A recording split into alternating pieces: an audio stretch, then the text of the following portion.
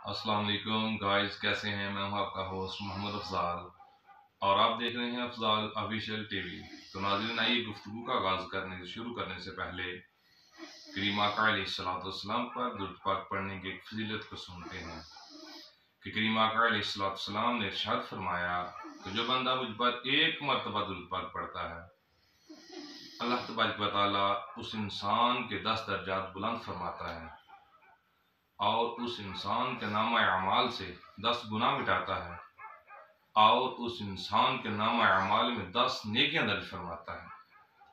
तो आज हम यहाँ दरगाह आए हैं, तो ये हमारे हाजी साहब हैं, उन्होंने बड़ी ही प्यारी एक बात कही कि मेरा दिल किया कि मैं आप लोगों के साथ शेयर करूं।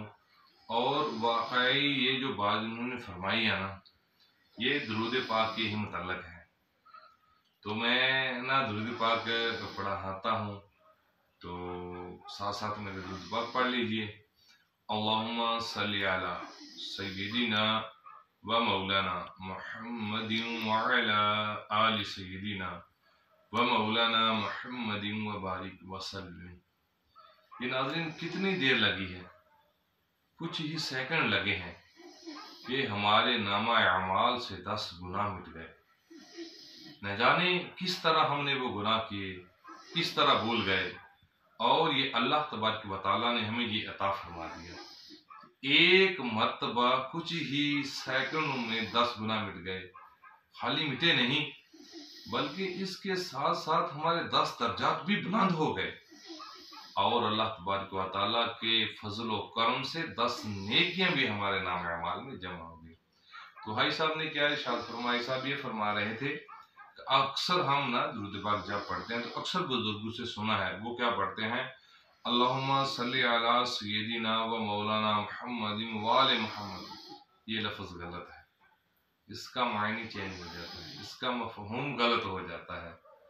वाले नहीं, आपने क्या पढ़ना है? अल्लाहुम्मा, अल्लाहुम्मा, अलिफ को लाम के साथ जब मिलाएंगे ना तो खड़ी जबर आएगी, और शब्द है अल्लाहुम्मा सल्ली अला सय्यिदिना व मौलाना मुहम्मदिन व अला आलि वाव का आइन पढ़ना है आपने, व अला आलि सय्यिदिना व मौलाना मुहम्मदिन व बारिक वसल्लम। तो ये मोहतरम नाजरीन, ये हमारी ऐसी सलाह है, पढ़ते हम सारे ही दुरूद पाक हैं। तो पढ़ते का मकसद ये होता है कि हम नेकियां कमा सकें, और जब हमने गलत पढ़ लिया तो फिर नेकियों बजाय गुनाह मिलेगा। तो इसी तरह अल्लाह तबारक व तआला की बारगाह में जब भी आप पढ़ें तो ये दुआ करें। ये हमें ज़हन हाजी साहब ने दिया है, तो हाजी साहब के लिए भी दुआ करें। यकीनन जब आप अपनी सलाह करेंगे ना, तो इससे हाजी साहब के नाम अमाल में इंशाल्लाह नेकियां लिखी जाएंगी। लेकिन इसके साथ साथ ये मेरी आपसे मदनी इल्तिजा है कि आप हाजी साहब के लिए खसूसन दुआ भी फरमाएं। अल्लाह ताला इनको सेहत अता फरमाए, अल्लाह ताला इनका खात्मा ईमान पर फरमाए, अल्लाह ताला इन्हें ज़िंदगी भी ईमान पर अता फरमाए।